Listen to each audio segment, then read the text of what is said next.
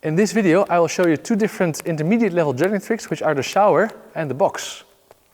Which beanbag? Hello! My name is Daniel.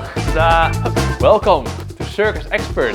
If you're anything like me, then maybe when you start out juggling, you pass the ball from one hand to the other, and very quickly you probably learned that's not the way to juggle the cascade, because it gets very, very fast if you do with a third ball. But today we're actually going back to there and learning to pass the ball over in a way that we call the shower.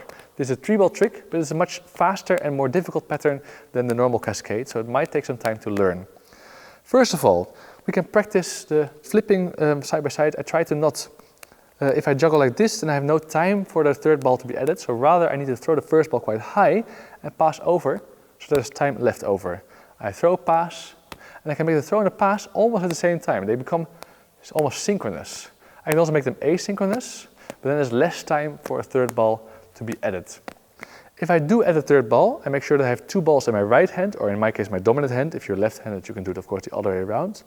But for me, 2 balls in my right, 1 in my left. I'm going to make 2 throws from my right, and after the second throw, I need to pass the ball over to, well, we call this a zip, this fast transferring from one to the other. 1, 2, zip. 1, 2, zip. 1, 2, zip. And maybe it's a good moment to look at the zip, because I can give the ball from one hand to the other and put the hands together and place them out. This takes a lot of time. This is a slow movement. I can also pop the ball to the other hand. And to be able to make the pop, and my hands need to face each other. So when I juggle, I have the hands facing up. When I make the throw, I have the hand facing up, and when I make the catch, I have the hand facing up. But then I need to rotate in, make the pop, and for the pop the hands can be close to each other, but then go back to my throwing position, pop, throw, pop. And I can actually practice on its own, going back and forth with just this. With 2 balls, pop, pop, leaving a little gap. Or of course with 3, I do 1, 2, pop.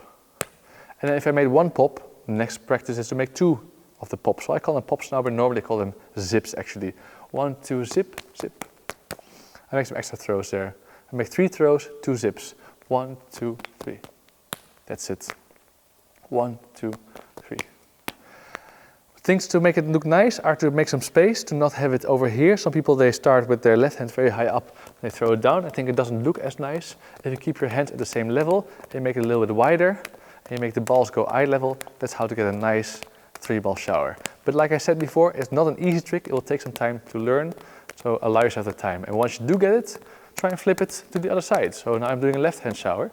And you probably already see that I'm not as comfortable there, because I clearly practice my right-handed shower longer than my left-handed.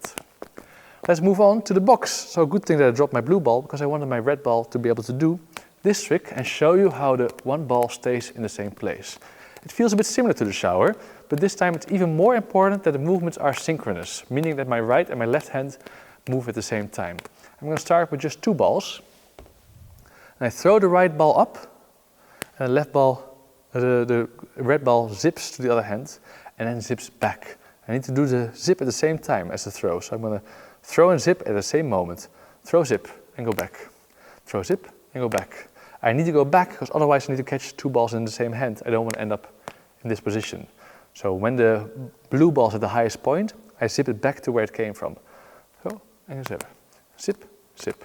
Synchronous. So it goes up and go down. It's like this pattern.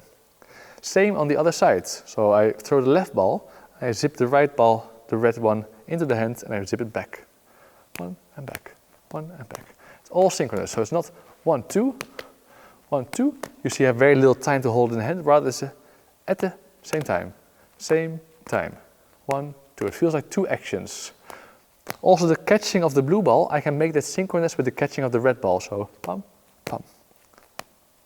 That's a bit extreme. I can have a little padam, padam, but you can try and get it all super sync. One side, other side. I practice the right, I practice the left, I practice the right, I practice the left. Then I get my third ball. I start with a throw straight up from the hand where I'm holding 2 balls. In my case, it's the right hand. So I start with a straight throw, and then I do the trick that I just practiced on my left side. So straight throw, practice. And I have to go back, but then I have to continue. So straight throw, the one I practiced, and go back. And to go back, the only way is to keep on running the pattern. So I do the same thing as I popped here, I now pop on the other side. But where before I had the easy way, I went in synchronous and then went out with just a pop and a catch, I also need to make another throw there. So throw, throw, throw. And I can build this up from 3 throws, 1, 2, 3, to 4 of course, 1, 2, 3, 4.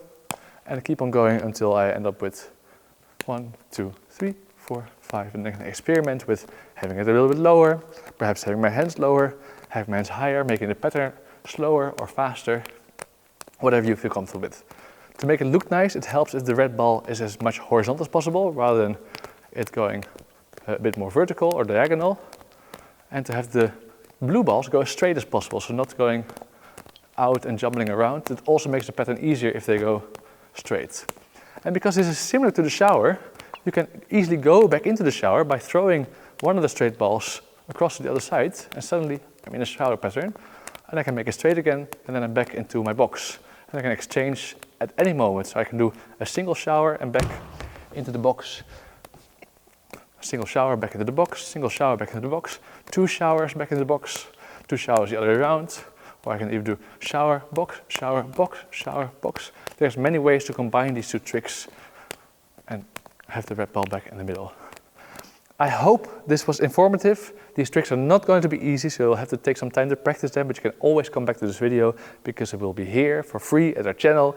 And therefore I hope that you like this video and subscribe, because that's the only way for you to let me know how much you want more videos and how much you like this, and it will give me the motivation to keep on going. So see you around in the next, and in the meanwhile, have a good day. Bye bye.